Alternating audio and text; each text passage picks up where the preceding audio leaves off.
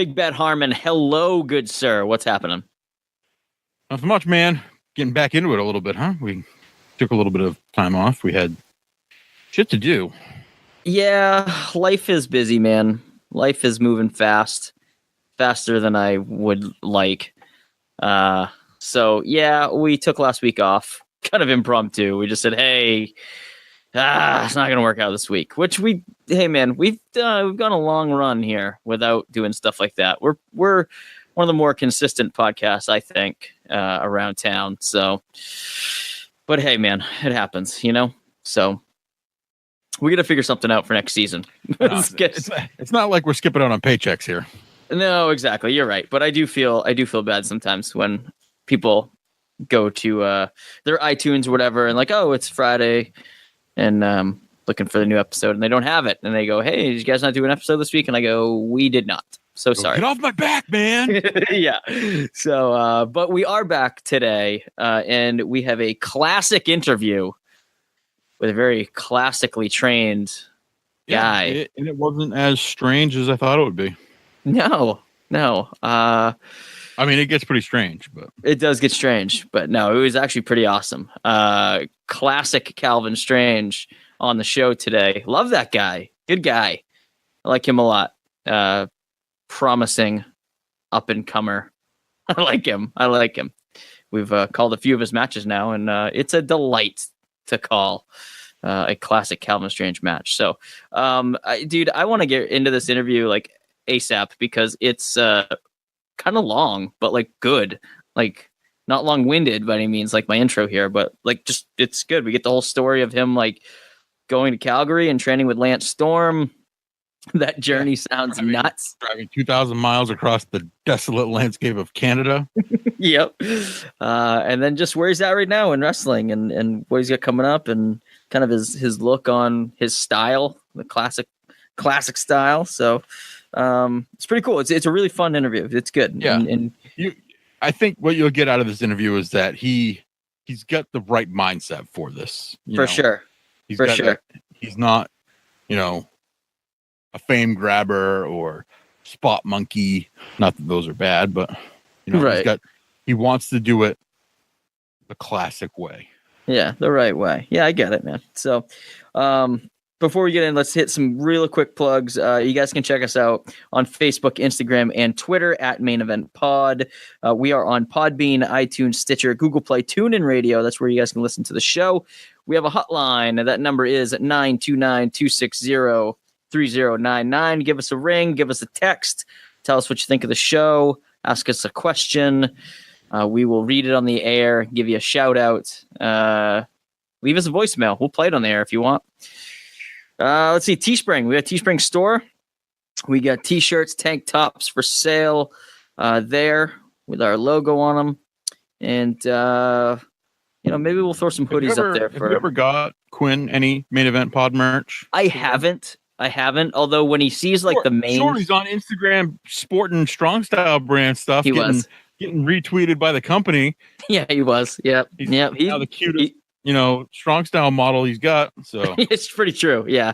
So send that merch up anytime, Frankie. That's right, man. I'll have my kid model it up. It's good. And speaking of Strong Style, if you guys wanted some Strong Style merch, go to strongstylebrand.com/main event pod. Throw all the merch in your cart, and then at checkout, enter the code main event pod. You're going to get 10% off your total purchase. It's a little bit of a discount there, and it also helps the show. So a little bit of that gets kicked back our way. So it's a good way to support the podcast and get some cool merch in the same boat.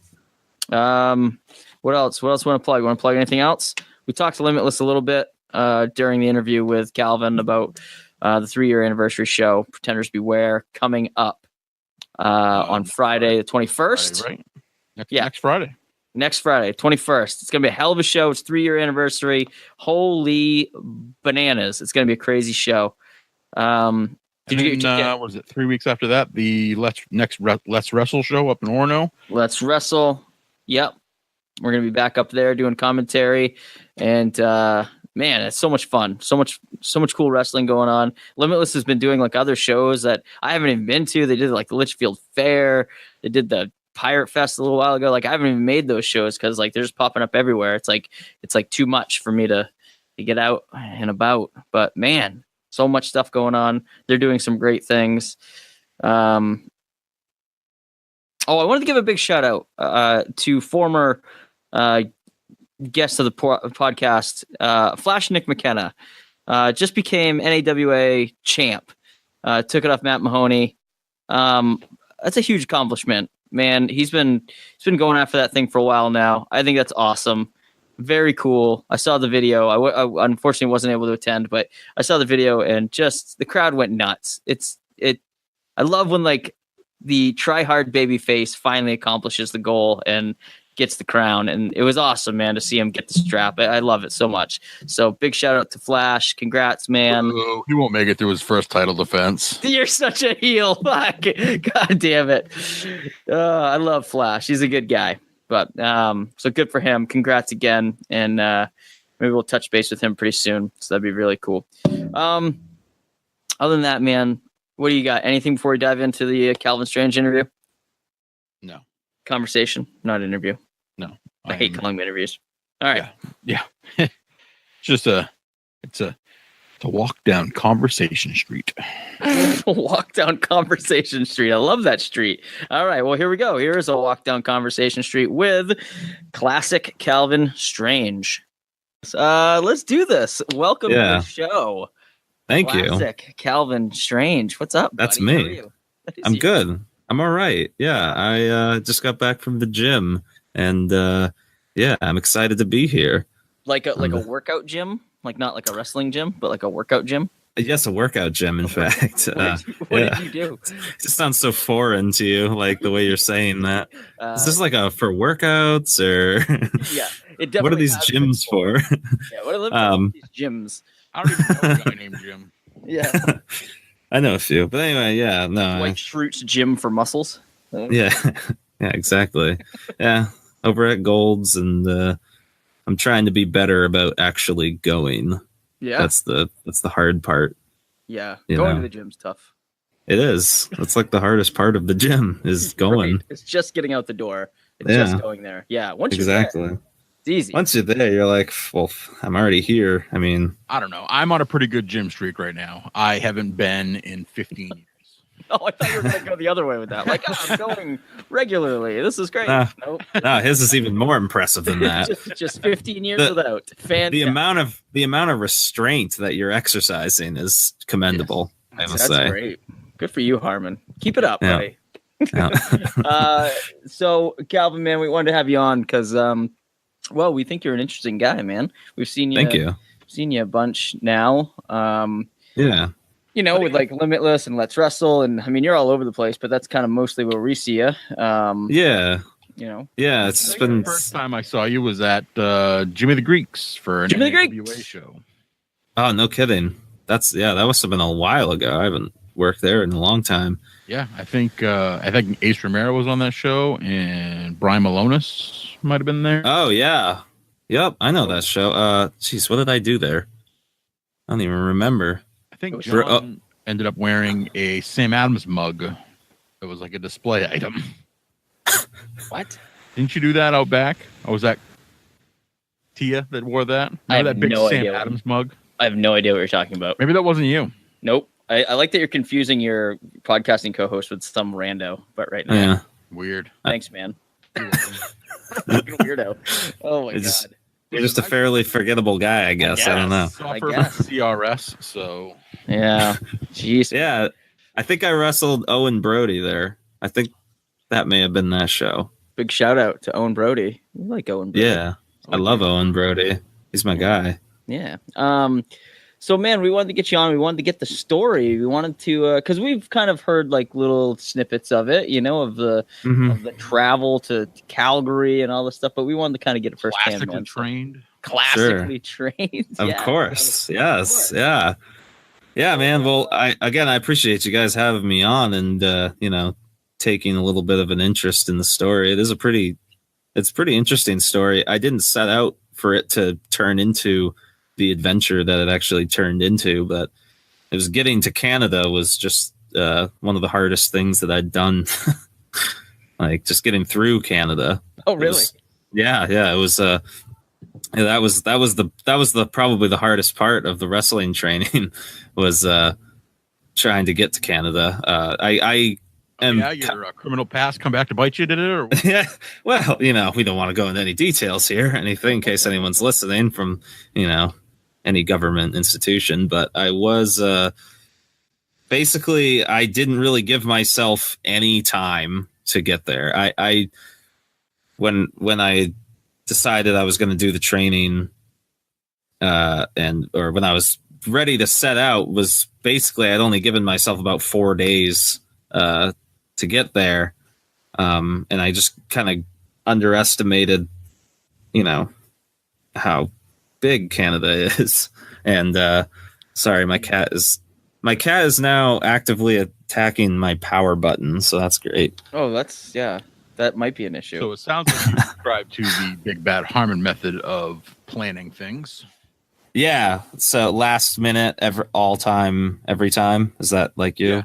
Yeah. That's me. Like, yeah. hey, you want to do this? Sure. Okay. Like, yeah. And you don't respond until like right before the deadline. Yeah. Like, what time is that happening? 10 minutes ago? Yeah. All right, down. I'm there. Yeah. Oh my goodness. So, I mean, first off, why did you choose to do training in Canada? Because you went to Lance Storm's place, right? Yeah. So what was the decision making there? Was it just like, were you a Lance Storm guy, or was it just? I am. Yeah? I really am. It was just I just think it's cool that, it's Lance Storm, and he's, I don't know. So like, I started, I was watching wrestling since I was a kid, but I stopped through college. And then when I got out of college and I started watching again, was kind of around it, coincidentally, CM Punk, the summer of Punk and all that happening.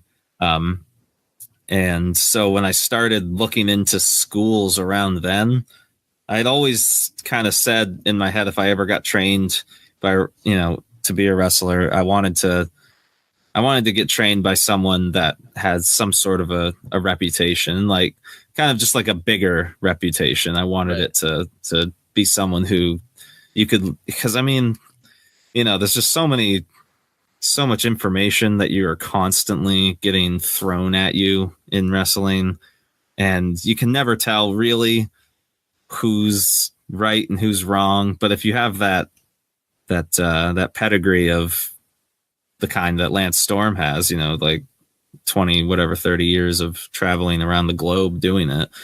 It was just like, to me, I wanted to, I always just read stories. I like, reading Mick Foley's books and stuff, and Chris Jericho's books and all that. They always made the effort to go to the reputable school.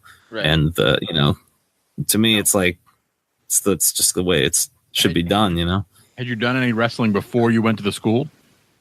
No, not really. I had bumped around locally up here at IWE.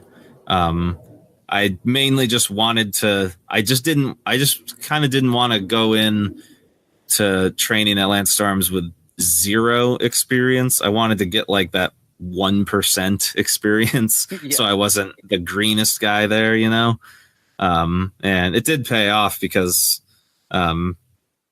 just knowing how to get into a ring was difficult for me at first. So I'm glad I didn't have to do that in front of Lance Storm, You're just like, come on, man, what is happening? Yeah, exactly. You don't want to be, he's hard enough to impress. Like, you don't want to be that guy on day one. It's just like, Jesus, I can't even get to clean the robes. Oh, sorry. I'm from Maine, guys. Yeah. Like, so yeah, that was sort of the idea behind it. So you decided to go out there. And how long did it take you to get out there? You said you gave yourself 4 days. Yeah, and it took me 4 days. 4 days. I was actually ahead of schedule for a while, and once I hit Alberta, there we go, not the city, the state, or province. Sorry. Province. Providence is in Rhode Island. That's right. Yeah. Yeah. My car, my engine actually like blew up and caught fire. Yeah. Just like smoke filled the car, and the car no longer accelerated, and I was just in the middle of this cow pasture. Like there was nothing around me, and I just kind of got out, and I was within like three to 4 hours of finally getting there, and training started the next day. Like this was like the last day that I had to get there. Yeah, so I was just kind of sitting there like, this is. I had to just like say to myself. Yeah, exactly. You just have to tell yourself like, well, it's going to make a good story later. How the fuck do I get out of this? How do you get out of it? Your engine explodes. You're 3 or 4 hours away. Training starts the next day. What do you do? How do you get there? Well, Canada upholds its reputation. The very first car I flagged down stopped and turned around and came back for me, and and saw what was going on and let me use their phone to call a tow truck.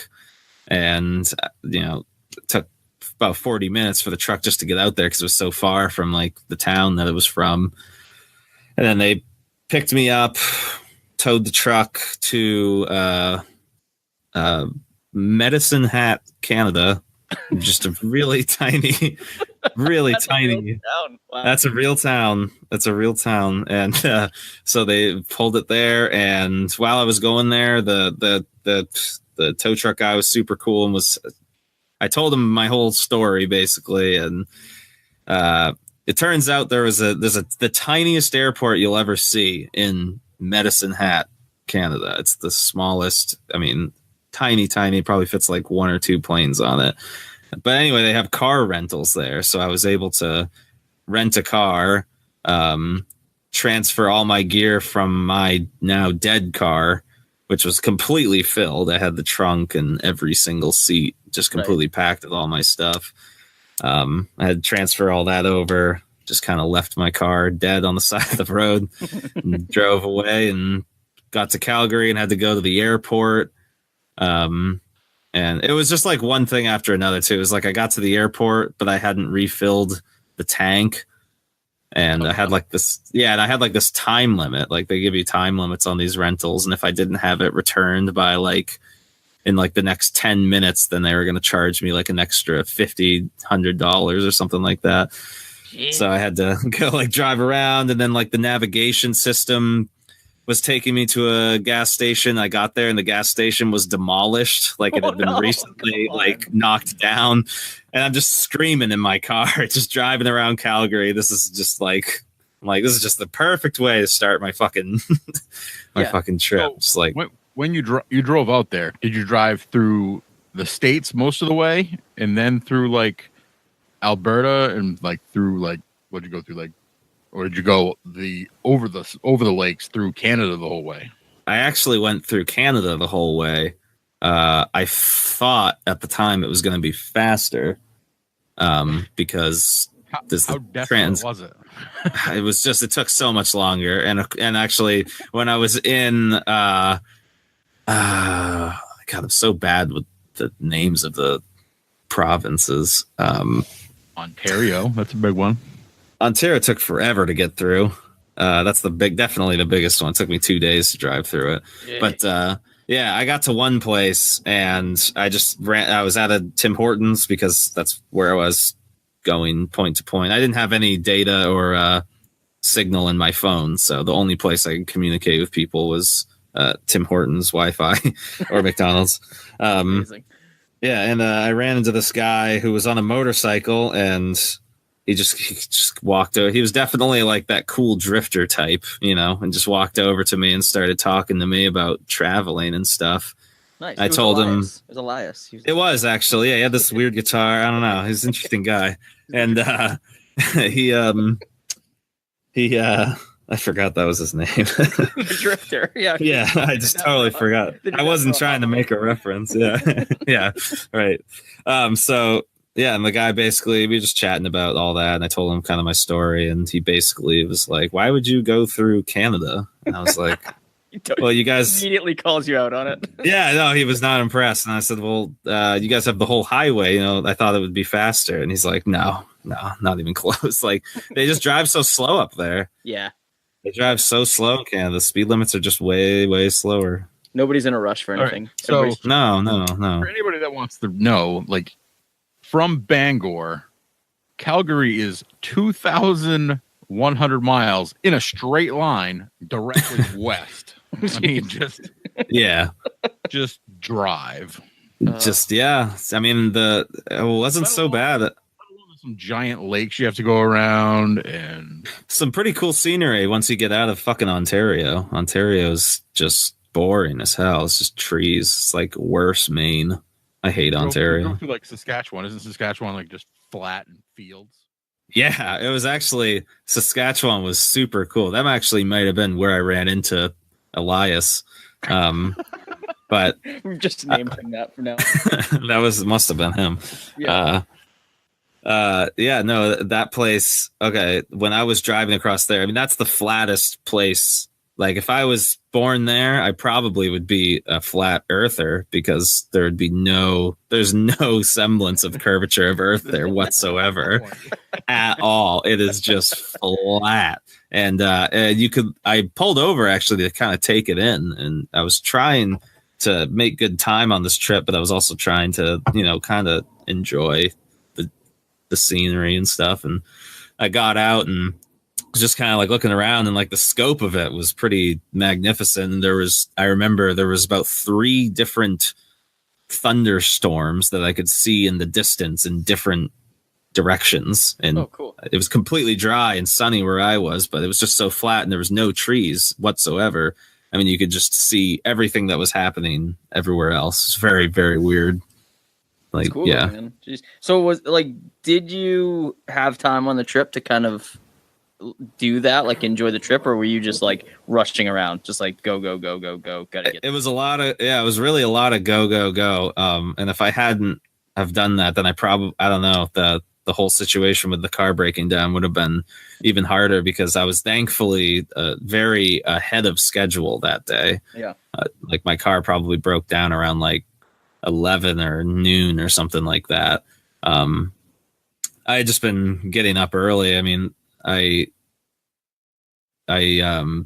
would usually, I did stay in a couple hotels, but I slept in my car a couple times, like at just like rest stops and stuff. And when you sleep in your car, you just kind of wake up. You're not going to like be able to get into a more comfortable position to go back to sleep. So it's just like, well, I'm up, like time to drive. Yeah, exactly. And it was just like, like I said, you pull over to get some food, and those are kind of cool experiences, because you just sometimes, like I said, Ontario, I thought I was going to run out of gas at one point. I mean, I had passed a billboard that said, this is the last gas station for, 1,000 kilometers or whatever, some crazy high amount. And I was like, well, I should be fine. I had plenty of gas, over half a tank. And I was, cresting every single hill, just hoping that I would see civilization on the other side. Then there'd just be another fucking 2 miles of trees and nothing. Yeah. Just like, no. Oh my God, it's just like such anxiety to you. And there's no one out there. Yeah, there's just no one out there. And I finally found like a town and coast down the hill and got some gas. But you just end up in some cool places. I ate lunch in a town that in Ontario, don't remember what it was called, but I swear it had a population of about 50 people. I mean, it was literally the definition of a blink and you miss it town. Yeah. And it was the only one that was around, and I was hungry, so I pulled over. And it's kind of one of those places where you're like, can I even use my card here? Like, do they even do that? I mean, I still run into places like that in Maine where I'm like, yeah, that's what I mean. You don't take a card. Okay. That's what I mean. Do you have an ATM? And they're like, no. I'm like, well, I am fucked. All right. Yeah. A lot of times they're almost upset that you needed an ATM or electronic. Yeah. I always feel like some big city, rolling in with his big credit cards and sunglasses, like Venmo, PayPal, anything. Right. Yeah, exactly. Anything, buddy? Come on. We could do like chickens and oranges, but unless you got something in front of me, right? I'll trade you these oranges, those watermelons. So, yeah, Not a whole lot of sightseeing. Yeah. So you said you got to the airport. You put some gas in the car before you returned it. Yeah. Where do you go from there?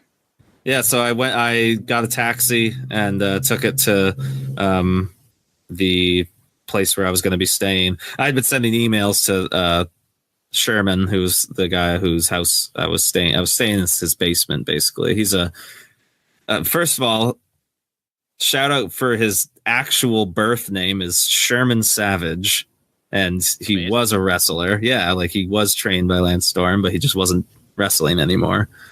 But went to his house, and it was an expensive cab because Calgary is such a big fucking city. The cab was like $50 fare or something like that. Yeah. And I was just so tired. I was so tired at that point. I was literally just like giving this guy whatever money. I wasn't even like counting it. I was like, just take it. Just let me out. Whatever gets my eyes closed here. Yeah. He kept trying to make small talk in the car and stuff. And I'm just like, I don't. Did you tell him that you were training to be a wrestler? And he was like, he was a huge Heart Foundation fan. Right. He's like, oh, yeah. He's like, actually, I liked Michael's more. He's an HBK fan. You're like, get out of here.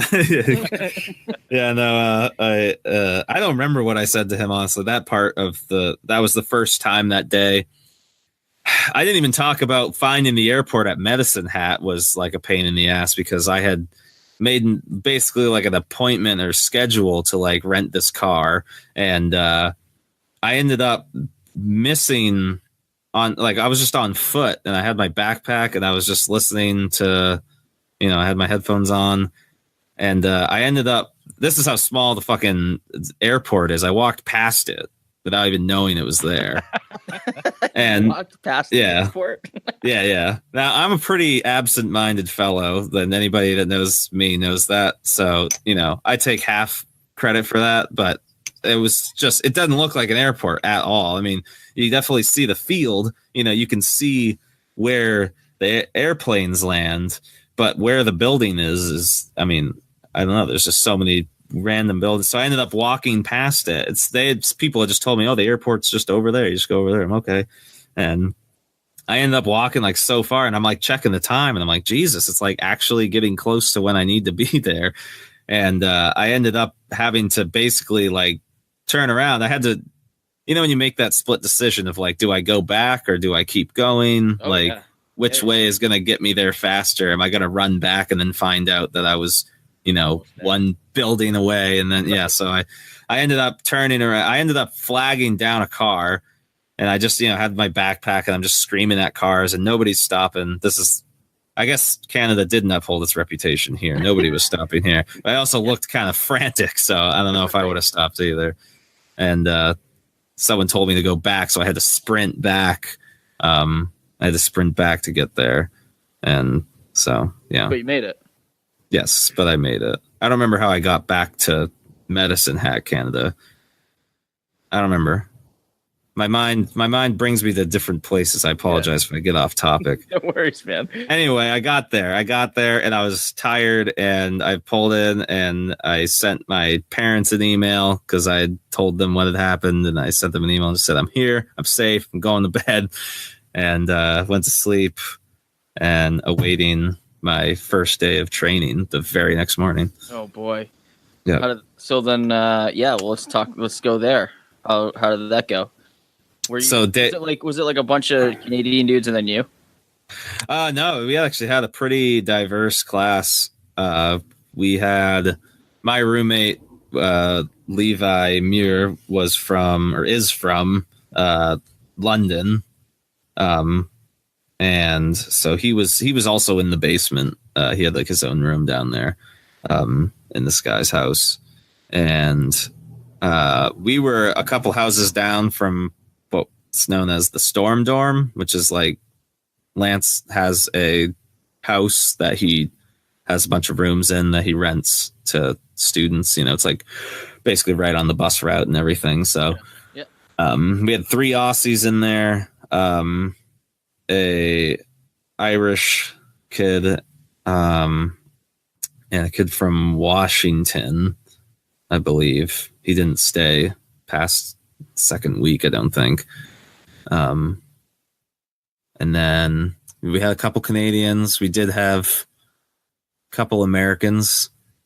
Trying to remember where everyone was from. Arizona, Tennessee, Washington, Ohio?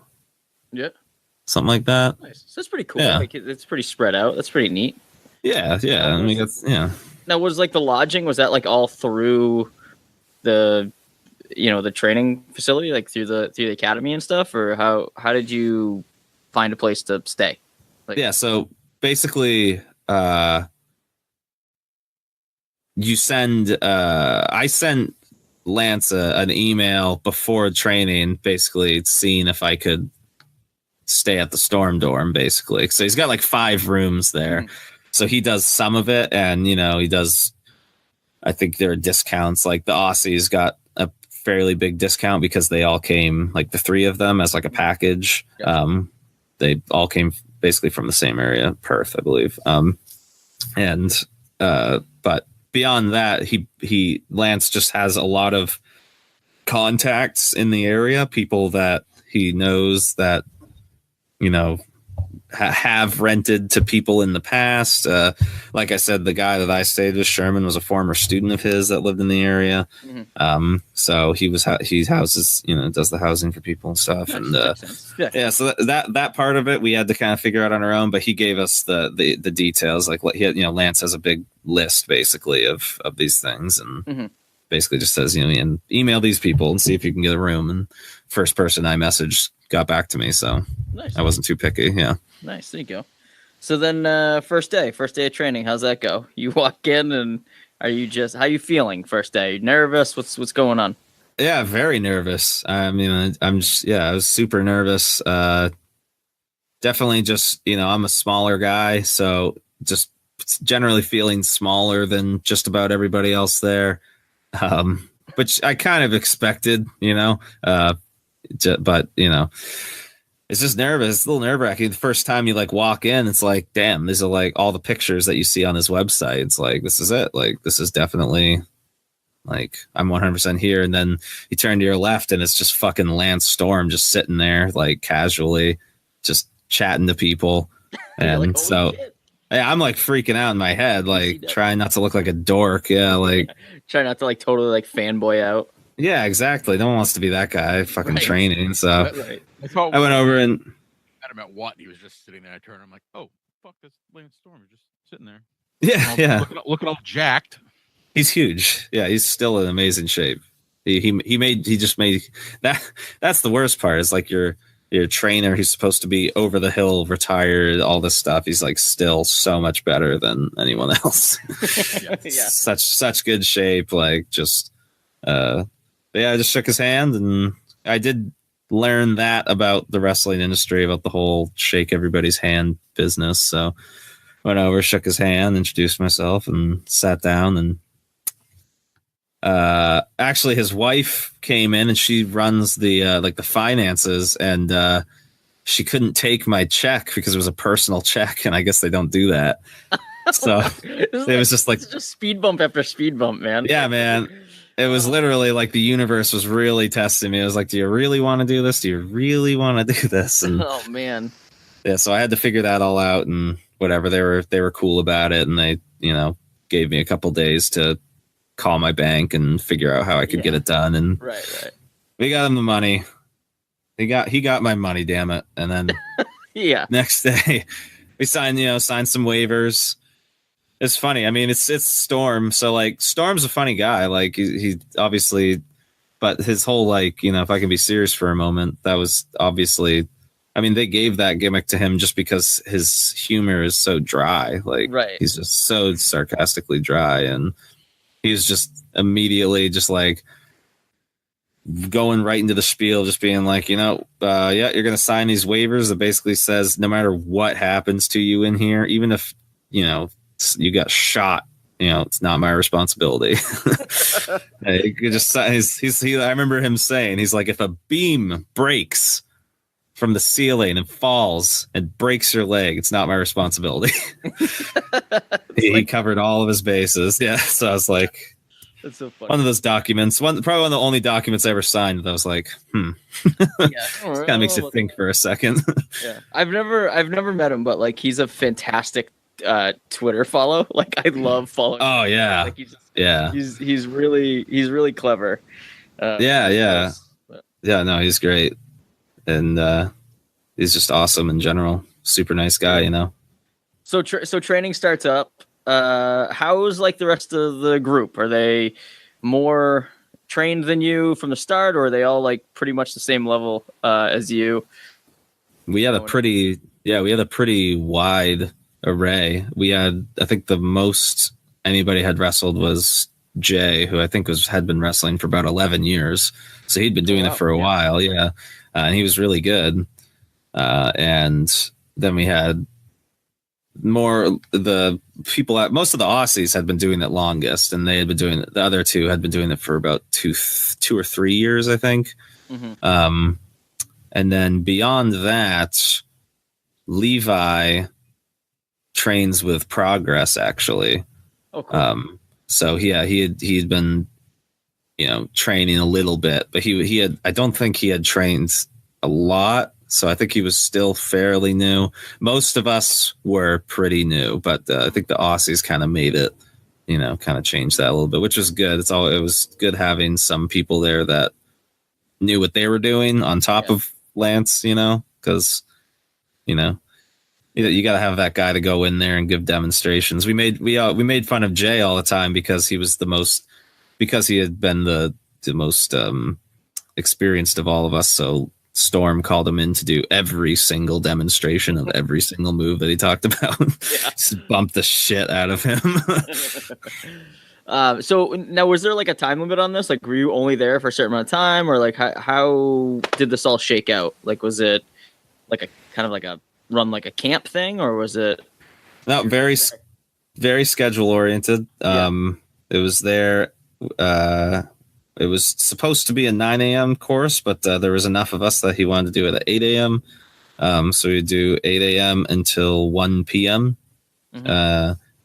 Every day was kind of a toss up as to what we were going to be learning. You know, early on, it was all the basics, obviously. And I feel like it's a 3-month camp there. So each month kind of had its own feel and theme. The first month was very much the basics and making sure that we can do these drills and are, you know, physically apt to do them. And then the second month, he ramped up the difficulty of everything, started making us, you know, putting little pieces of matches together. And then the third month was basically a G1 climax type situation with like everybody having a match against each other, you know, every combination of singles matches out of all the students.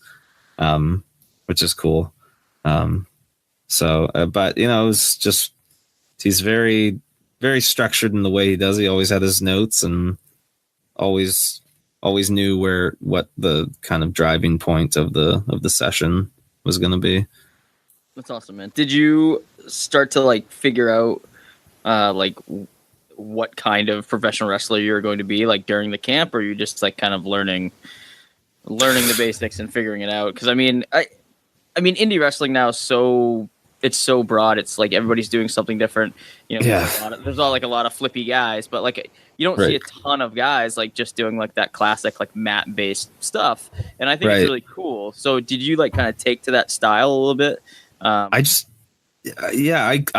wanted to do that. That's just my favorite style. And my favorites back in the day were, you know, the people like Lance Storm or Dean Malenko, or I mean, Benoit was one of my top favorites. Guerrero.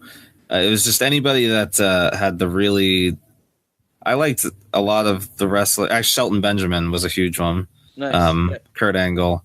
I kind of grew up watching that 2003 Paul Heyman booking SmackDown era, it was really about the athletics. It was all about the wrestling, and all the people he was pushing were the pure wrestlers who had real histories with it. I didn't have any history with amateur, but you know, I don't know if William Regal has any history with amateur wrestling, and so I kind of liken myself more to a William Regal than, let's say, a Kurt Angle. But I just I don't know. I don't like flips, really. I don't like doing flips. I'm not good at it.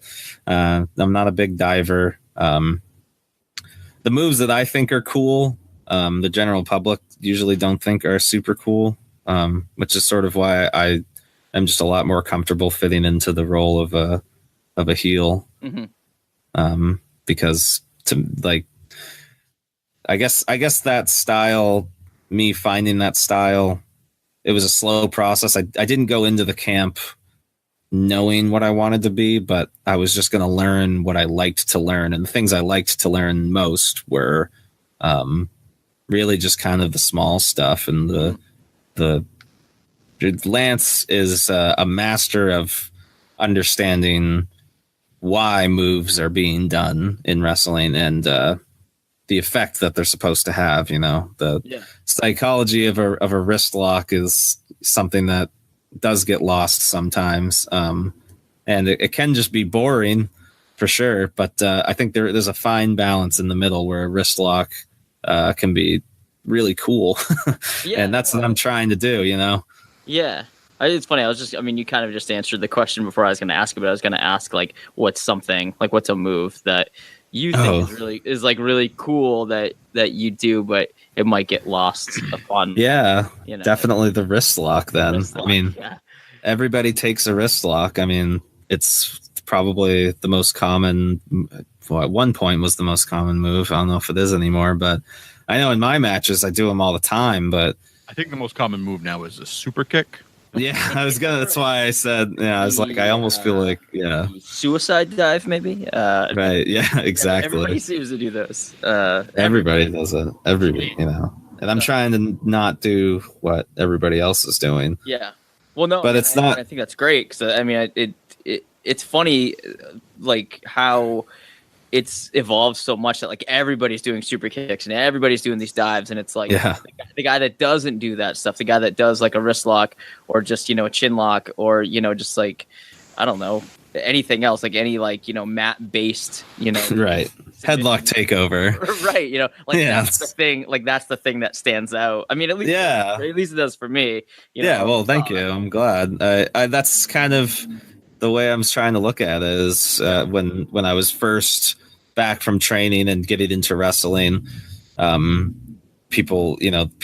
wanted me to work baby, you're working baby. And if you've ever seen my baby face stuff, it is not the best. And that's basically because I don't necessarily, the moves that I get excited about don't necessarily have those high energy moments that,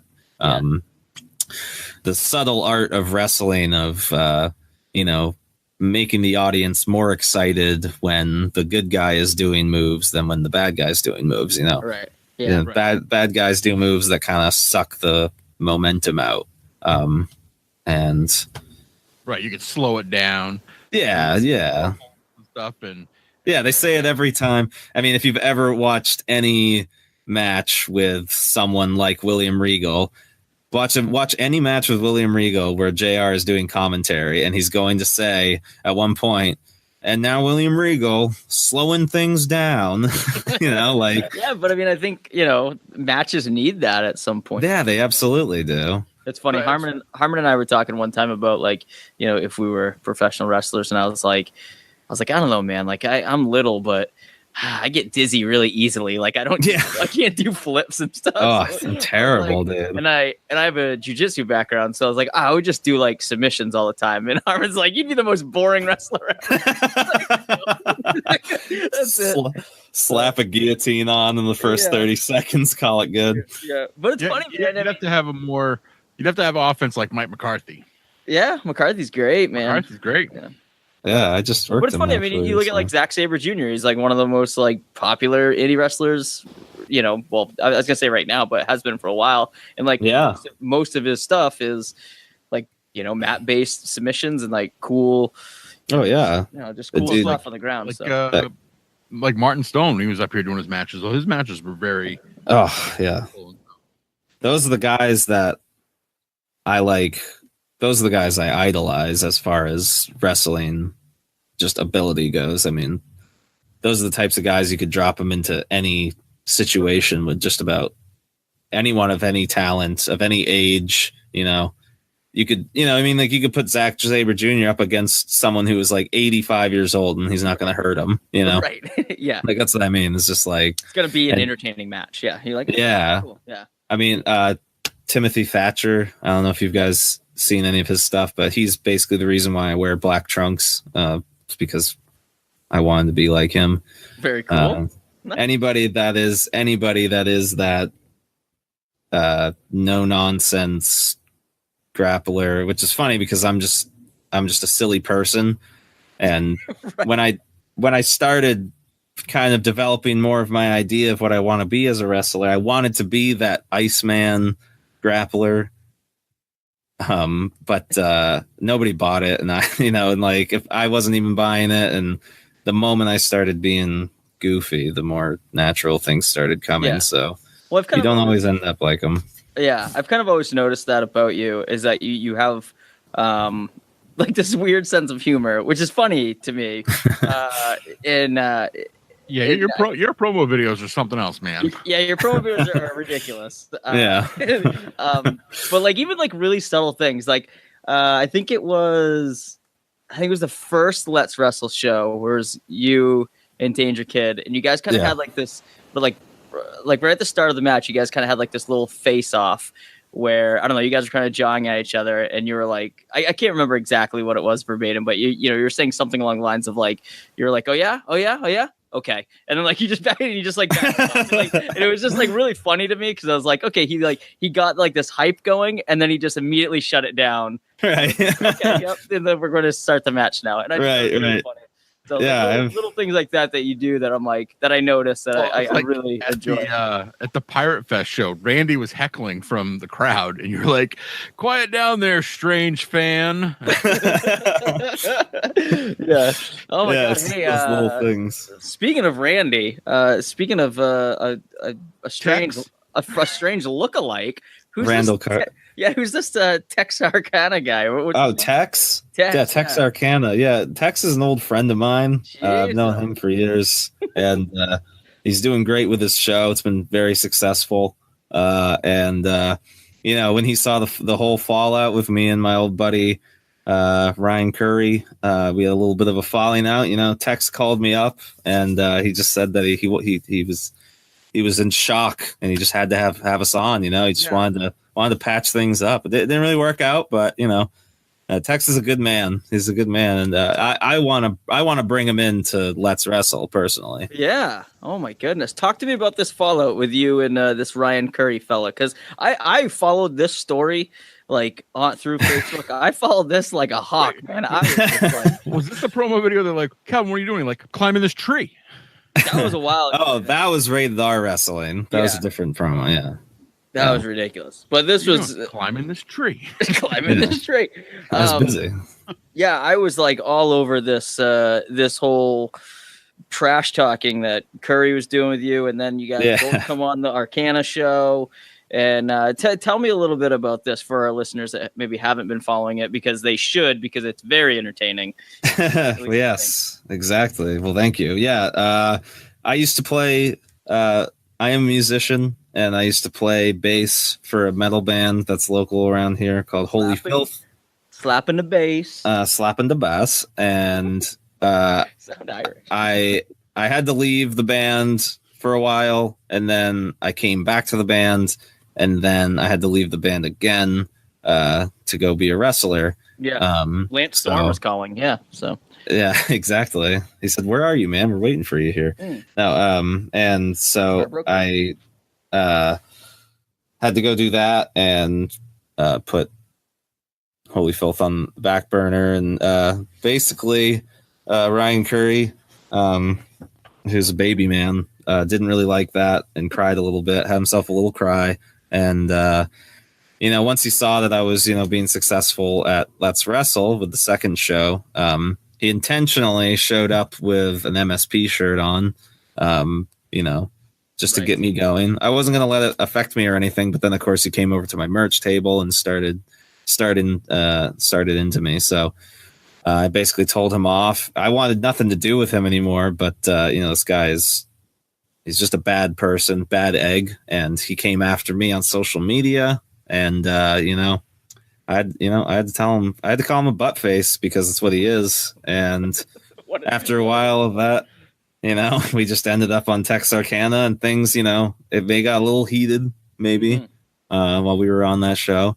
And but we settled our differences at Mason's Brewing. And hopefully we'll have a video up of that soon. The final chapter of the my first ever celebrity feud. Yes, it was very entertaining. I enjoyed it very much. Cool, man. So let's dive back quickly back to like training and stuff. That was a nice little segue. Yeah. So I wanted to know. So you're training. You're there for 3 months with Lance Storm. What are you taking away from him there? And then when you leave, where do you go from there? Do you just go oh, I'm just going back to Maine, try and get bookings, or what's your departure like there? Yeah.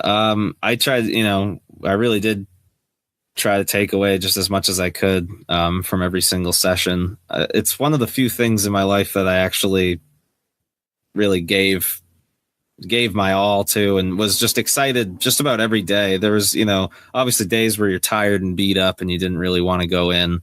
But everybody there was just so cool. The environment was so cool, and learning the craft and learning under Lance it was something that I couldn't stay in a bad mood for long, even if I was not necessarily happy the day going in. He's just so much information. And I mean, when we'd start the days, he would always just talk to us for a while. We'd be doing some warm-up drills and stuff, and he'd basically just deliver a podcast on us just alone, just talking. I mean, just telling stories about William Regal and Fit Finley and all these guys that he grew up that taught him and all this stuff. It was just very cool. And when we got out of training, when you get done those 3 months, you don't necessarily feel like the greatest wrestler in the world. I mean, you've only been working for 3 months and you haven't even been doing shows. Yeah. It's a totally different landscape once you get out of the training. And the hardest part was that, we were trained in a very specific, for lack of better terms, I suppose, classic style from Storm. And then you get out to the real world of indie wrestling. And, most people just can't do that, Right. Most people have a completely different style in terms of how they actually go about calling a match and actually working a match. And so that's been a difficult road of trying to figure out how I can, especially when, I just learned under the tutelage of Lance Storm, and you're doing matches with some people and they're kind of telling you things that I know kind of sounds wrong, They want to do things that to me, I'm like, that doesn't really, but I'm not going to speak up, I'm new. You just don't. So it's a lot of that. It was a lot of that. It was a lot of kind of doing stuff that I didn't really like, just structure wise, and kind of just having to grit my teeth. And you have those moments where you're like, Lance told me to do the exact opposite of that. Yeah, actually, believe it or not, I've had several moments where people have said phrases that Lance Storm specifically buried, to us. If you ever hear someone say this, they're full of shit, and then when somebody says, "Hey, don't worry, I'm a vet." Right. Yeah, exactly. Oh, okay. Yeah. I guess, calmed my nerves down. Right.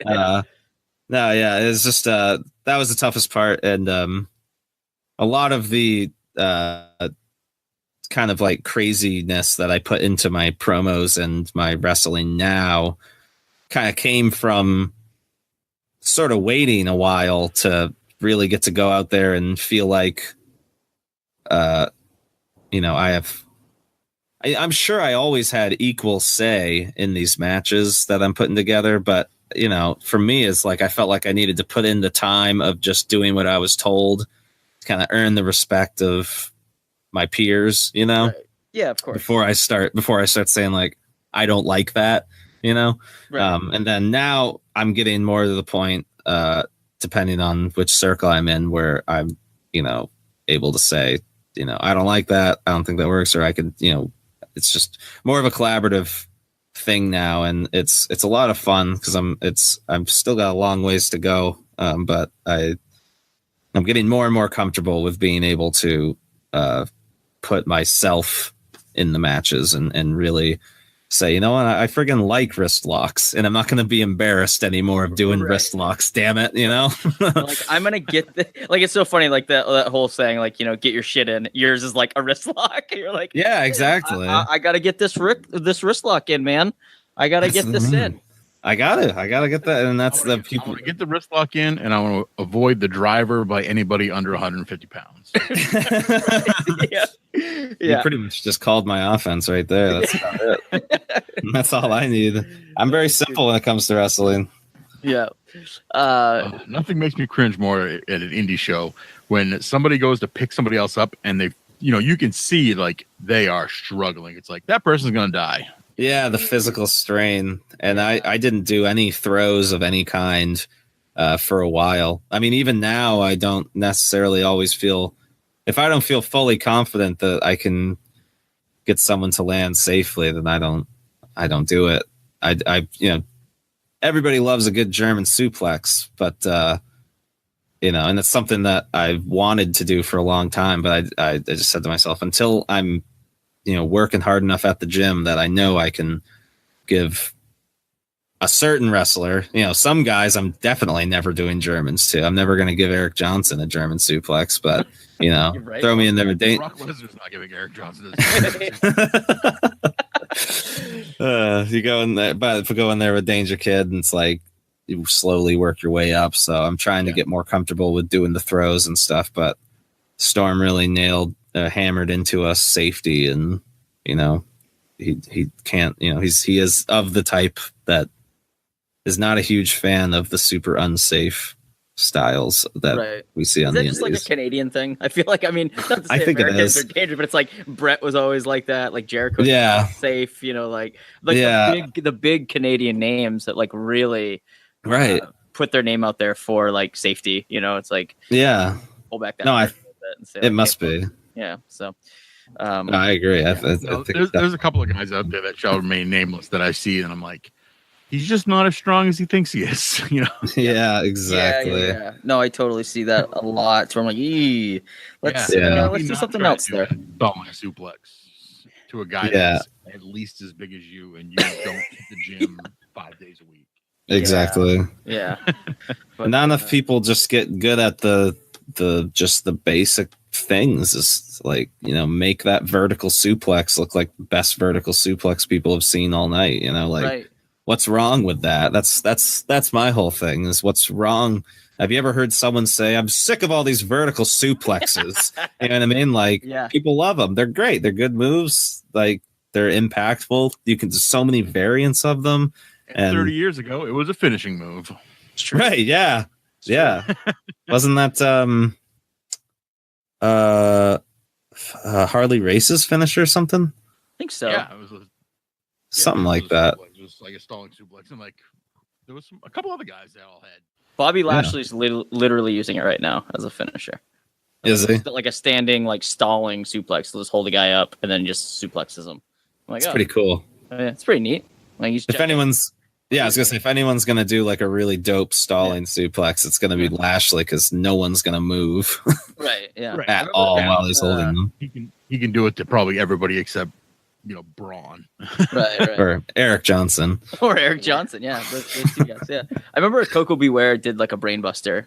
That I always, like, as a kid, I always was like, man, that was a dope ass move. Like, I wasn't saying dope ass when I was dope ass. Yeah, you were. But I was like, man, that was a great move. Like, man, that was I can't think of a little kid thing to say. Yeah, like, gee willikers, that was great. Yeah. There you go. That was I speaking of little kids, I just taught my son how to do a like a standing stalling like suplex. I was like, Oh. like I mean, like to his Ninja Turtle, stuffed animal guy. Right. You weren't out there throwing him around.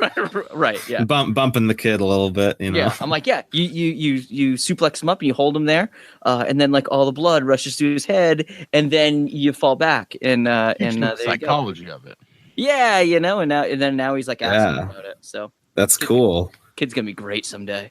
That's all that little tiny commentary that they just don't do anymore that I love is just like all the little reasons why every move is such a great move to do at that time. They're trying to promote the next thing. Yeah. So next thing, the thing that happened earlier, the thing that's gonna happen next week. Now, right. It'll be like It'll be like Kofi versus like Jey Uso, and they're like Ronda Rousey coming up. Oh my god! Yeah, right. Like, come on, guys. And then, I honestly, I just don't really watch it anymore. Yeah. I basically tune in for the takeover events. That's about it. That's really my limit. Great. Yeah. I tune in for those, and they're great. I even get bored with just the NXT show sometimes. Yeah. I feel like the takeovers are the best. Yeah, the takeovers are really good. Yeah. But so you finish up training, you come back, right? Do you come right back to Maine, or what's your travel? Yeah, you just come right back. Yeah, my parents bought me a plane ticket as a birthday gift to get me home. Well, I mean, or Christmas gift, actually. Well, you didn't have a car, so. Yeah, exactly. Kind of the only Christmas gift I could receive. On a horse or something in Calgary, you probably could have. The Mountie could have given you a ride back. Yeah. That's right. He always gets his man. Right. That's great. You should have been like, well, get this man back to Bangor. Yeah. Can you get your man back to home, please? No. Yeah, I went back home. And within the next few days, I was driving down to Pittsfield, Mass for an indie show for TIW. They said that they could use me in a battle royal. It's like, whatever, I'll take whatever. Yeah. I was still pretty jet lagged, honestly, from and just tired from getting home anyway, but I was out there. I was like, all right, let's go be a wrestler. And just went out. And in my first match that I ever had is on YouTube, unfortunately. Oh, no. So I can't wait to watch it. This is me versus Tyrek. Oh. So they put me against a giant. For my first match. And I was even skinnier than I am now. And, your job is to get smashed? My job was basically I ended up in the match because someone called out, basically. Someone no-showed, so I was the only guy they had. So I went out there. I had been out of training luckily I had gear. I had ordered gear before I got home. High Spots was actually running like a sale, so I ended up getting all my gear. And white boots? Actually, it was black, orange, and white trunks. Ooh. Those were actually from Lucha, oddly enough. But I don't wear those anymore.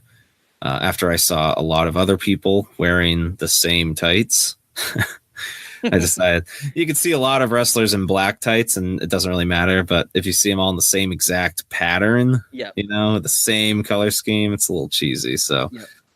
I was in that, and I didn't have a character. I didn't have anything. I still had Michael in the middle of my name.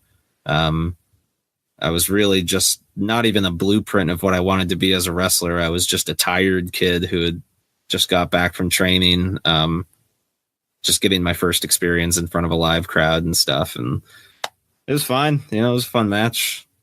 Tyrek actually let me get, offense in and he didn't want it to just be a straight up squash match. So, he's always been cool to me, and probably not the worst match in the world, but I don't know if I've ever gone back and watched it. I don't know if I'm ready yet. I'm literally watching I'm it right not there now. yet, man. You're watching? Oh, great. I can't wait to watch this entirety. So yeah, they send Tyrek out first, and Tyrek's entrance. This is great. I can't wait to watch this. Sticks the shield out, and then he comes out screaming, and the audience goes crazy, and they love him. He's supposed to be the bad guy. I'm supposed to be the good guy, and he's just going out, and I'm just the palest, skinniest I was pretty emaciated at this time. My diet had not been very good for like the last portion of the trip. I just wasn't eating very much for whatever reason. So I was just very, very small and frail. And you could just see how in my head I am just walking out, just looking at the crowd. And that was my first time experiencing the feeling of 100 people in a room just turning and looking at you and just not reacting at all. Yeah, it's like, aw. Not a boo, not a cheer. I mean, just literally the look of, who are you? Who is this guy? Yeah. And they're in your underwear too, so it's like a bad dream. It's right. like, You know, it's funny. I've always wondered about that. Like, yeah, it's like it seems so normal for wrestlers, right? And we all go to wrestling shows, and it's also normal. But, right. like, if you're just like an everyday person, like that's something that you couldn't like just wear out. So like to the mall, you know, it's so weird. Right. It is. Unless you're Canadian and like Saco. That's true. Right. Yeah. If you're hanging out at OB, you're good. But right. Yeah. Yeah, no, it was a weird thing for me is obviously, I mean, I was the type of kid that wore lots of layers and stuff my whole life and, you know, hid and sat in the back of the class and stuff. And, you know, it's like a waking nightmare. It's like you just got to go out there and you just got to do it. Just put your undies on and just go out there. And I kind of do it. Yeah, it's like nowadays I just do it because it's sort of how I like conquer the fear of performing in front of people, I guess. For me, it's like if I go out, it's like I'm already in my underwear. Like I already look kind of silly, you know? It's like what more can I be afraid of? Right. You know? Yeah. If they're gonna laugh at me, you know, if they're not gonna take me seriously, then they're not. It doesn't matter how cool my entrance is. The moment I strip down to my skivvies, it's all gone. So It's like, for me, it's like, because I've thought about it. I've thought about, you know, going to like a leotard or going to leggings and stuff. I just don't think it's me. I just want to go out there in my underwear and it's not very classic. It's not. And now I'm comfortable with it. Like, you know, it's weird. The body dysmorphia that you end up developing once you become a wrestler, because you're just comparing yourself to everybody else all the time. Right. At least I am. And especially physically. So it's kind of important for me. It kind of keeps you humble in a way. I don't know. Yeah. It's weird. No, I mean, I imagine that's like, you know, like an issue with people. I mean, yeah. You know, like it's funny. I never really thought about that. I mean, I don't imagine you're at training school. You're probably in like shorts and t-shirts and stuff. Yeah, exactly. Just wear whatever you got. And then you come back and you're like, huh. Oh yeah, throw these trunks on, huh? Yeah. And they're riding up there. They right, yeah. They're gonna show a lot of upper thigh here. Oh boy. Yeah, I never knew that I had love handles until I adorned my first trunks, and then I was like, "What's that hanging over there?" I was like, "Is that when did I get that?" And yeah, so definitely it was the first time I was at home and kind of like suited up and put all my gear on, you know, that I just purchased, and stood in front of the mirror and just looked at myself, and it's just like, it was weird. I feel like most people do that and they're like, yeah, I'm a wrestler. I looked at myself and I was like, fuck, I look like a joke. Yeah, exactly. Yeah. It's like, God damn, I look terrible. Like, so, yeah, that's always, like, it's always hiding anything. Yeah, no, exactly. That's been the hardest struggle, or one of the hardest struggles. I'm not going to speak for other wrestlers, but for me, I just can't help but compare myself to the way other people look. Yeah. It's hard. It's such an appearance-based business. Yeah, well, I mean, think about guys like Anthony Green. He used to be, you know, scrawnier. Right. Well, he went like chubbier and then scrawnier, and now he's, you know, what, 6'2", 6'3", filling out. You know, he's starting to look pretty. Oh yeah, yeah, he's in great shape. Yeah, no, it takes time. I'm not in the, like I said earlier, not in the gym as much as I'd like to be, but I think I think also just the more confidence I have, my more confidence I get when I'm in the ring, my posture improves, and posture is a lot of it in terms of the way your muscles develop and stuff, and just trying to So I think like the longer that I do it, I think just like the better I feel about how I look, but also I think the better I look. So it's just a slow process, and just got to keep your head down and just keep working at it and not worry. I mean, I just wrestled Holiday at a fair, and I mean that guy's like, he's probably like 6'2", 6'3", and he's got to be like Yeah. 230, 240. He's Right, fucking ridiculous. huge. Yeah. And yeah, Former he's, guest of the podcast, by the way.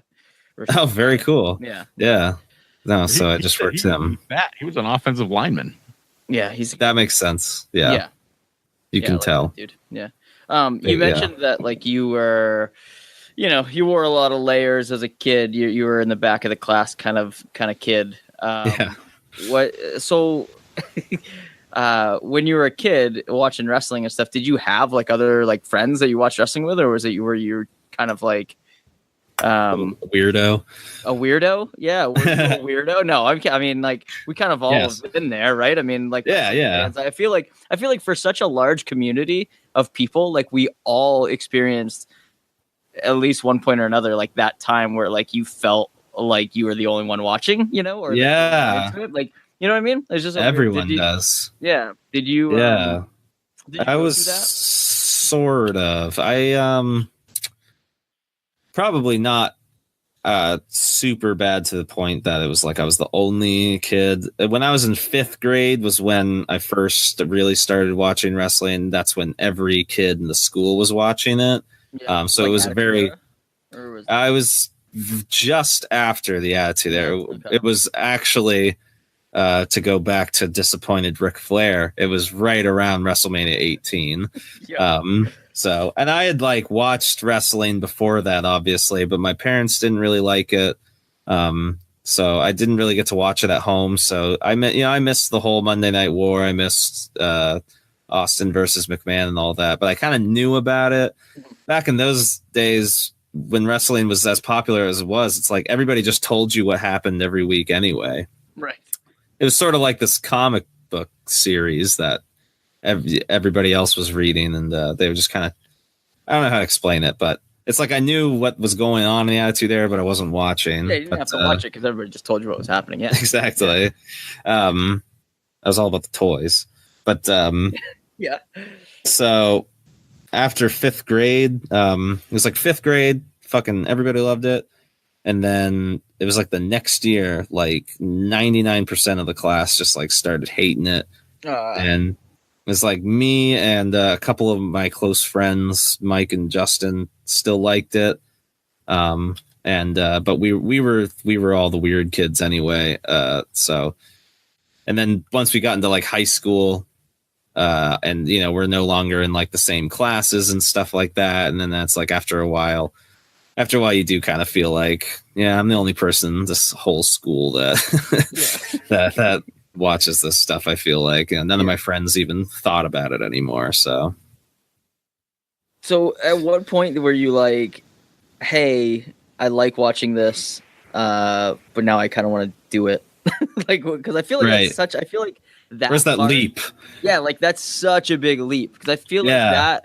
Like everybody gets to that point where they like it so much, but they never think about doing it. Like I think I said recently, like on one of our episodes, is like I was kind of like that, where like that would be totally up my alley. Like I was athletic as a kid, I like played sports all through high school, played college baseball. Like I was athletic. That should have been a leap that I should have taken, but it just never crossed my mind to like actually do it because it seemed so much bigger and so much larger than and so so how did you get to that point where you said, I'm going to do this, like I want to do this, I'm gonna do this?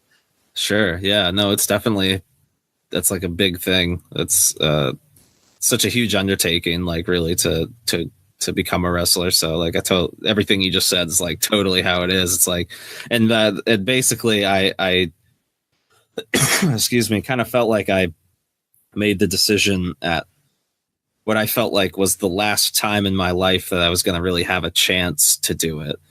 But I mean, when I was a kid, I loved it. And when I was in like 6th, 7th, 8th grade, backyard wrestling, with my buddy. So like, it's like back then I was already creating characters and quote unquote wrestling matches, but it was more about the storytelling in our heads and stuff. We weren't backyard wrestling in front of people. We didn't have a ring. It was literally backyard on the grass. We would just pretending we were in these stadiums. We'd do full storylines and stuff. And I've always been a creative person, especially with like kind of long-term storytelling. And my mother is a English teacher, so I grew up with a lot of literature and stuff like that. And so I was always into it back then, but it was sort of one of those things where my parents didn't really encourage the idea or entertain the idea at all.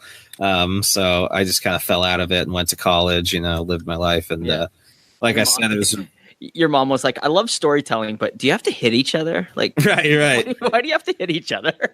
My mother still jokes like that. She's like, how come you guys don't just like, talk it out in there? Like, why are you always fighting? Like, yeah.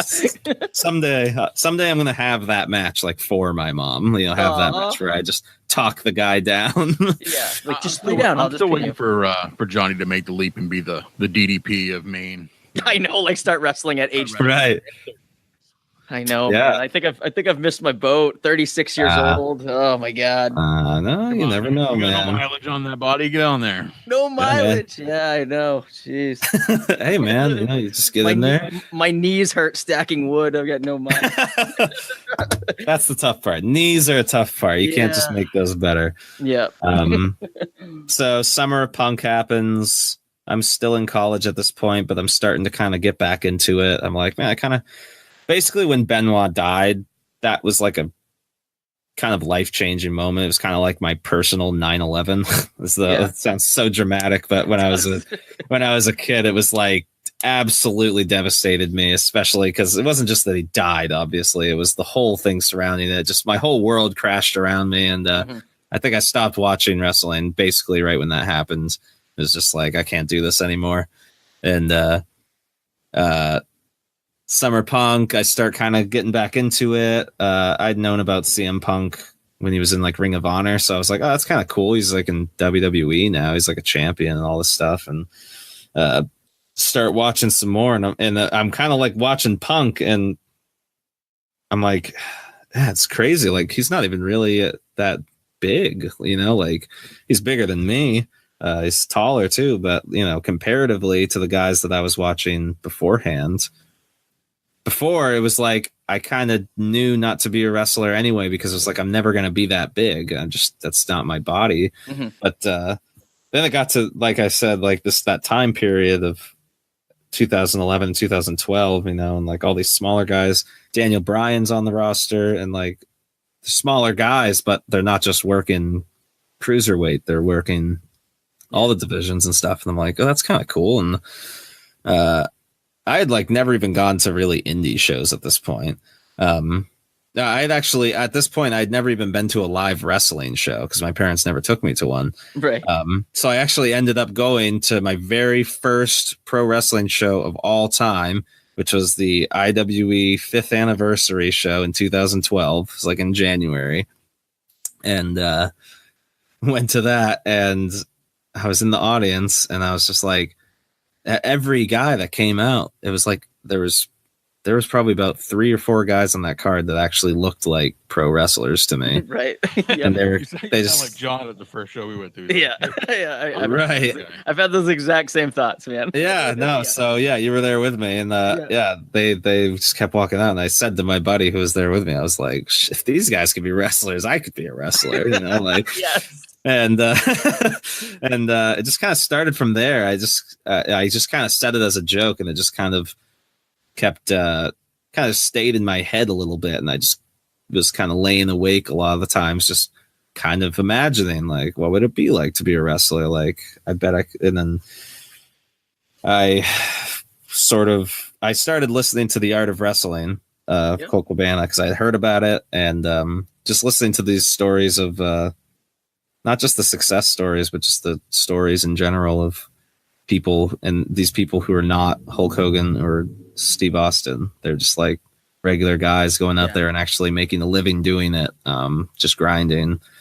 And I was painting my dad's garage that summer, and I just was listening to so many podcasts a day, just so many interviews with like Davari and you know, I don't know why that's the only one I can think of right now, but the Davari one apparently was very good. Your story, your travel story to Calgary reminds me of Brian Kendrick's story, like right.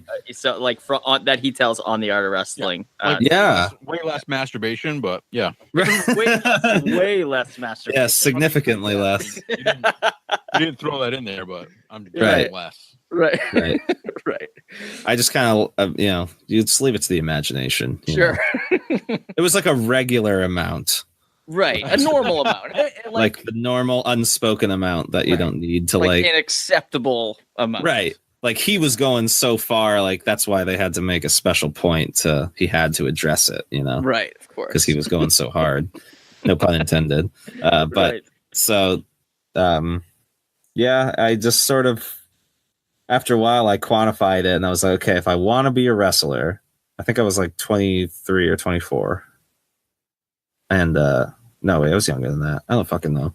I was some age and I was kind of at the point where I was like, okay, if I want to be a wrestler, I got to get trained. And if I'm going to get trained, I'm going to get trained right. So I'm going to get trained by someone like Lance Storm because I knew he had a school. I was like, I need to put on weight. I was only about 150 pounds at that time. So I was like, I got to gain weight. I got to get stronger. I got to start being more athletic. And I got to save a lot of money. So I just started doing a lot of jobs. I became a certified phlebotomist to draw blood to make more money. And did that and I ended up gaining, like about 30 pounds. Kind of been stuck there since then, but I gained those 30 pounds, so I'm at least healthy and not the emaciated kid that I was before. Right.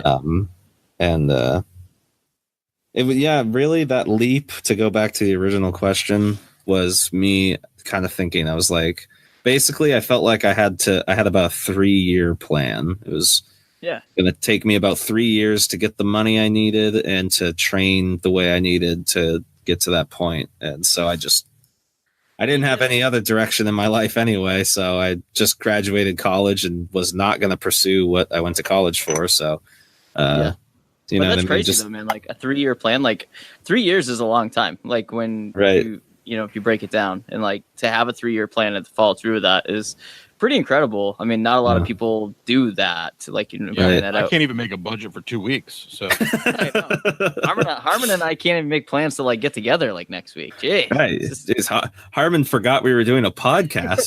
True. Tonight. Oh shit. Is that tonight? All right. Let me get stuff out of my car. Quit masturbating. I woke up this morning. Quit masturbating. I woke up this morning thinking it was Thursday. So all day at work today, I'm like, well, at least it's Thursday. And they're like, no, it's Wednesday. I feel like I've lived in that life ever since I got back from training of just never knowing what day it is. And just every minute is so fast paced now. I don't know what it is. So many group chats of just shows and just constant, it's just wrestling. It's just everywhere. It's like now I can't get away from it. It's like when I'm done, like a wrestling like weekend, I usually like don't talk about wrestling for like the next couple of days because I've just gotten such a blast of wrestling radiation, that I need a couple of days to just unwind and think about other things that I like in life, Right. I'm really not one of those people where they say like, oh, wrestling's like my life, like it's not. I just really, really like it a lot. Yeah. What are some of those other things in life? I know you said you played music. Yeah, music is huge. Yeah. And I've been trying to get back into writing.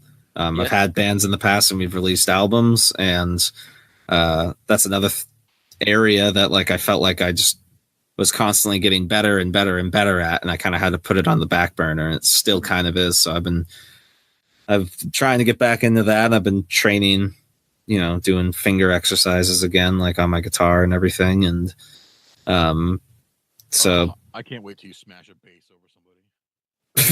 Can you be the next like honky tonk man? That'd be amazing. Only with like solid electric basses that will fucking kill people. Like honky tonk ain't got shit on me. I fucking kill these people. It doesn't go, bong and splat and rip apart. It just goes. It's just Clunk. Then they go down. Some music, writing, doing the videos, the promos that I do with my buddy Brendan. We've been doing videos like that since before I was even going to be a wrestler. That was like our first life plan, was to be YouTube famous. Yeah. So just doing fucking just the dumbest shit ever and hoping someone will like it and give us tons of money for it was basically what I did through college. Just the entertainment field, man. I've always, anything that involves the entertainment field, that's what I want to make a living doing. So nice. My kind of idea is like, if I work a little bit of everything, then hopefully one of them's got to take off, right? Yeah, something's got to work, and if not, then I tried. But so nice, man, nice. So what do you got coming up, man? I know, like we said at the beginning, we see you at Let's Wrestle. You're a big part of their promotion right now. You've been in the main event at both of their shows now. You're gonna be in the third one coming up. October. Yeah, you've done some stuff with Limitless, like we've seen you at. Where else are you? What else are you hitting up upcoming? Yeah, I just did NCW recently down in Massachusetts. I'm trying to get out there more in terms of really expanding and hitting some places that I haven't been either. Yeah, some places that I've been for a while. I could be taking some breaks from just to try some new things out. I will be at Limitless. I'm not going to be wrestling on Limitless, but I will be there in a specific role that I'm not going to spoil anything for. But it's going to be a lot of fun. I'm very excited for that. Let's Wrestle obviously is the main place. So October 12th or whatever for the plug. Yep. And I'm terrible at doing like the plugs and the dates and all that stuff. Yeah, that's fine, man. I'm not that organized guy with it all on my phone. I have it written on like a napkin. Yeah, I have it written on my calendar, which is somewhere in my house right now. Not really sure where at the moment. Yeah. But so you're gonna find me. Let's Wrestle. You'll find me at Limitless. And you're probably gonna find me in Massachusetts. Those are the big places, and been looking to going down and seeing some TNT. That's where like Todd Harris works a lot, and right now it's actually kind of a slowing down. I appreciate you saying that you guys are seeing me everywhere, because that means that I'm still keeping up appearances, but things have kind of slowed down for a minute. I kind of needed to slow things down for a little bit and just kind of focus on improving as a wrestler and focus less on getting more bookings. It's kind of where I'm at. It's funny, man. Like, that's not a lot of people are kind of willing to do that, which I think is really, again, like a really unique thing to do or say. Like, I don't know. It seems like, you respect the craft enough to go that route, and not everybody does. Everybody just wants bookings. Gotta get that money, and then, but no, man, I totally dig that. I dig what you're doing. So I appreciate that. Yeah, it's I get scared of bookings sometimes if I don't feel like I'm good enough for them, so I'm the type of person where, in my music, I wouldn't let any band that I'm in play shows until we're doing them perfect, because I didn't, I'm just a perfectionist, and perfectionism doesn't go well with wrestling a lot of times, because wrestling is kind of a crapshoot a lot of times. Things get messed up, so you got to learn how to work on the fly and all that. but there is definitely an art to it, and I'm more interested in being a good wrestler than a famous wrestler, I think. Very cool, man. I can definitely get behind that. That's awesome. Harmon, do you have any more questions for Classic Kalvin Strange tonight? No, I think I'm good. This has been a very good conversation. I like it. It's fun. This was a lot of fun. I appreciate you guys having me. It's awesome. For sure. Do you, I also want to say to thank you guys for doing what you do at Let's Wrestle as doing the commentary, because it's just cool to know that we've got people that are in the local community who are taking their talents and applying it to the company and just making it better. You know, that kind of stuff is, to me, it's invaluable. So, thanks, man. Super happy to have you guys there. I appreciate that. I do. It's fun. It's like, that's the thing, man. It's fun for us. You know, we just like doing it. We like watching wrestling. We're watching wrestling anyway, and we like talking about it. So that's awesome. And we are okay at commentary. We are not great, but we try to be. You know, we try. You get better every time. John Alba with us a couple of matches there last time, and we're like, wow, he's really good. Yeah, we're like, we're really bad at this. You're really good. Do you guys pick up any pointers from him? Yeah, of course. That's awesome. Yeah, for sure. Yeah. That's awesome, man. You guys keep getting better. You know. I didn't pay attention. I forgot we were doing commentary that night. Right. Yeah. No, man. Where can people find you on social media? I know that you said you don't have dates and stuff but you know, social media stuff. Yeah, social media stuff. I can do that. So, Instagram is going to be your pal Cal 302. That's the only weird one that you really need to remember. Twitter is Kalvin Strange. I hardly use it. I'm trying to get better at it. I'm just terrible at the social media stuff. But if you really want most updates and stuff like that, it's facebook.com/Kalvin Strange. It's not a fan page. It's just my profile. So just add me as a friend, and I just treat it like it's a fan page, basically. This Condor Stinger missile. Not anymore. Yeah, those days are over. Yeah. Those days are over. Goodness. Cool, man. Well, hey, thank you so much for coming on. It's always a blast to talk to you, like out and about at shows and stuff. And absolutely, man. I can't remember, but this was like a long time ago, and I think it was you that a woman like yelled at me at a Limitless show because I put my stuff down on her chair. Yeah. Do you remember that? That was like a long time ago. I think that was I totally remember that. I'm trying to think of what show it was, but it was a while. I almost want to say Cody was there. It might have been Cody. It might have been someone. There was a big name there. I remember that because there was a line waiting for like the VIP or something, and I just needed like to put my stuff down for like half a second. Yeah, and she fucking yelled at me and lit into me about like front row seats, and people are sitting in the front row seats who don't have front row tickets, and I was just like, oh my god, and that was the first time I ever met you, and you were just like, hey, you handled that really well, like I was like, oh my god, because that was the fans bring the weapons night. Was it? Yeah, because I remember that lady. She had like a kid with her too, didn't she? Yes, you are 100% right. Yes. Oh, no kidding. Oh my god, that was that weapons match. You are right. Because she left. Because she was like, "Oh, this I don't like this. This isn't. Yeah, this shouldn't be like this." Yeah. Anyway. That's funny. Yeah, no, I totally remember that, and that was such a weird moment. She just blew up at you, and I was just kind of there, and I'm.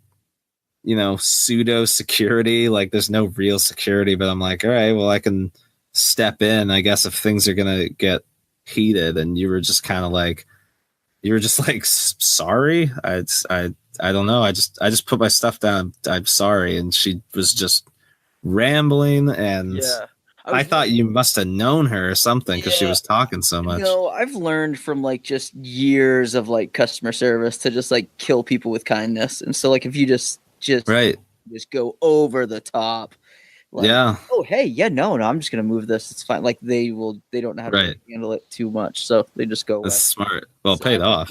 Murder them with sarcasm, but well, there's that too. But yeah, Kill with kindness, murder with sarcasm. same route.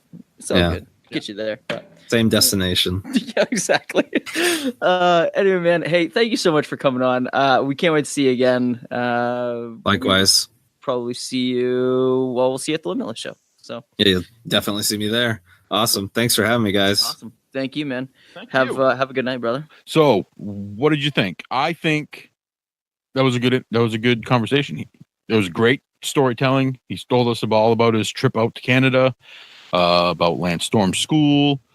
I loved it, man. I thought it was good. I love getting to know, just getting to know these people, everybody's perspective on wrestling and how they got started and how they made that leap and, what they're up to now. It's fascinating to me. And I think that was one of the more fascinating ones that we've done. I liked it a lot, man. I love a good road story, and that was great. Like, even if you're by yourself in Saskatchewan. Right. Yes. And everything goes wrong. So, right. Yeah, very cool, man. Very cool story. Very cool guy. Take a roadie one day. I mean, I know. We should go to Ontario or something, or Hamilton. We go up to Hamilton, go see one of Ethan Page's shows or something. That'd be fun, man. That'd be fun. My passport's still valid, so it's good. Mine's valid until like next year, so yeah, mine's close. Yeah, I think mine's close. So, yeah, that'd be very cool, man. But anyway, yeah, guys, listeners at home, come on down to Limitless next week. Kalvin Strange going to be there doing something. He says he's not going to let it out of the bag yet. He was a little cagey on that, huh? It was, right? Yeah, real shady dude. But then he's going to be in the main event up at Let's Wrestle in October 12th. Yep. 12th. Up in Orono. So come on up, follow us up if you need to see that. So it's gonna be really fun, man. That's about it, man. Great conversation. Had a lot of fun. And Harmon, what do you got for us? Anything before we take off? Nope. You can follow the stuff that I follow on Twitter at Harmon316. Yep. You can check out the stuff that I like on Instagram at Bob Harmon. No, what is it? I can't remember. God damn it. Bob Harmon? Bob Harmon, that's it. Bob Harmon. I like that you say follow the stuff that I follow, because you don't post anything is what you're saying. Yeah, rarely. Yeah, just see what I follow. I don't really post the other day they got some run, but there you go. Nice. Let's see. I'm on Twitter at Johnny Fashion. You can check out the show's Twitter at Main Event Pod. We're also on Facebook and Instagram at Main Event Pod. And that's about it. We're on Podbean, iTunes, Stitcher, Google Play, TuneIn Radio, all that stuff. Yeah. Rate, review, subscribe, as they say. I mentioned PTO in a tweet, and apparently we were on the same page. So, I agree. I agree with your sentiment there, and I thought that was really cool that PCO liked and retweeted. PCO, good dude. When I met him, I said I really liked the In Your House match with Brett. Just everybody, like the 12 other people before you in line. And he's just yeah, okay, cool. And I was yeah. That is the match that Off the Hop Rope will be doing this coming week, I believe. I saw that. Which I binged the shit out of it the other day too, stacking wood. It was great. Out there playing with your wood. I was out there playing with my wood, listening to Off the Hop Rope, and it was great. It was a fun couple of hours. So, but what else? What other podcasts can we recommend? Limitless Wrestling Podcast, obviously, even though Alba moved away, he's still doing it with Randy and Danger Kid. That's always good. The Wrestling Podcast About Nothing. Check those guys out if you haven't already. I think everybody has gotten their hats that they've ordered, which is great. I sent some extra goodies for the people who I was late getting their hats out to. I sent some magazines, some old SmackDown and Raw magazines, and some classic WWF cards along the way to them. So Alex sent me a picture and he said, "Hey, thanks, man, for the RVD magazine." I was like, "No problem." Ashley Roberts got his stuff. He got one with Undertaker on it, didn't he? He got one with Undertaker. and he is a police officer, and so I sent him a Big Boss Man Classic card. So big shout out to Ashley, longtime listener of the show, and we appreciate everything you do, man, down there in Florida, upholding the law. And he said that this podcast helps him, get through the day, man, after a long day of police work. So, hey, man, we're helping people, right? Trying to, at least. Putting smiles on faces, baby. Butts in seats. Butts in seats, smiles on faces. Harmon, let's get out of here, man. Kissing hands and shaking babies.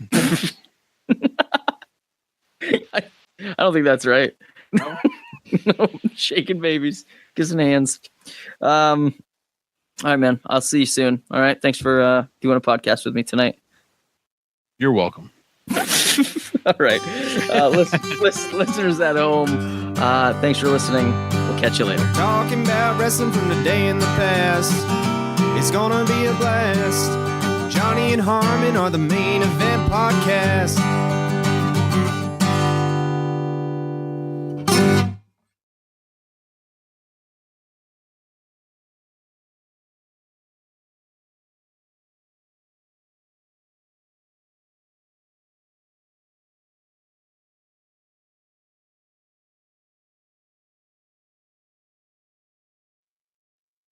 Johnny, you know what season it is? What?